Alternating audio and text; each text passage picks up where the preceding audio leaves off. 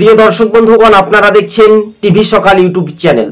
অর্থাৎ পূর্ব মেদিনীপুর জেলার 16টি বিধানসভা আসনে কোন দল কত আসনে এগিয়ে থাকতে পারে সম্ভাব্যত, যা ম্যাজিক ফিগারে বলছে। তৃণমূল ও বিজেপির মধ্যে ড হলেও মাঝখানে কিন্তু আমরা ধরে নিচ্ছি বাম জোট তারা সম্ভাব্যত 2টি আসন পেতে পারে পূর্ব মেদিনীপুর থেকে, এমনটাই সার্ভে রিপোর্ট তো বলতেই পারে, তাই না?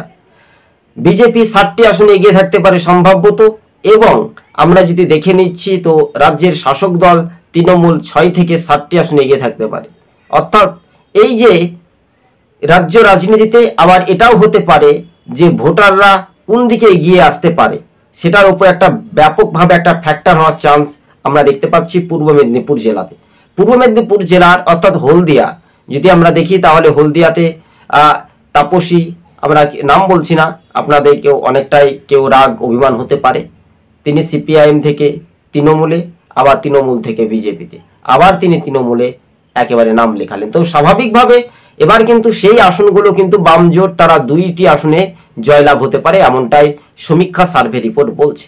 তবে আমরা ধরে নিচ্ছি শুভেন্দু অধিকারী জেলাতে বিজেপি একটা ভালো ফলাফল করতে পারে, শেষ পর্যন্ত ডও হতে পারে, তাই না? মানুষ কতটা নিরপেক্ষতা হিসেবে কিন্তু ভোট দিতে পারবে, এটাই আগে ভাগ্য নির্ধারণ করতে হবে ভারতীয় জনতা পার্টি, যাদের কেন্দ্রীয় নেতৃত্ব যারা স্বরাষ্ট্র দপ্তরটা চালাচ্ছে তাদেরকেও বলতে হবে যে রাজ্যের 11 সালের মতো বিধানসভা ভোট হোক 2026-এ, তাহলে পরিবর্তন হতে চলেছে। 2026-এ ম্যাজিক ফিগার 148টি পেতে হবে 294টি আসনের মধ্যে। বাড়তি সময় আপনাদের সঙ্গে ধীরে ধীরে আমরা সেইটাই আলোচনা করছি, এবং রাজ্য রাজনীতিতে একটা নতুন চমক দেখা যেতে পারে। মাঝখানে কে গোল খাবে, কিন্তু ধর্মীয় মেরুকরণের রাজনীতি হতে চলেছে, আর লক্ষ্মীর ভাণ্ডার ইস্যুই শাসক দল তৃণমূল তুলে ধরতে পারে, এমনটাই সূত্রের খবর অনুযায়ী। তবে যথেষ্ট পরিমাণ বিজেপি ও তৃণমূলের মধ্যে হাড্ডাহাড্ডি লড়াই হলেও মাঝখানে 2টি আসনে বাম জোট এগিয়ে থাকতে পারে সম্ভবত, বাম কংগ্রেস জোট, এমনটাই সমীক্ষাতে আলোচনা করছি আমরা। টিভি সকাল ইউটিউব চ্যানেলটি ভালো লাগবে।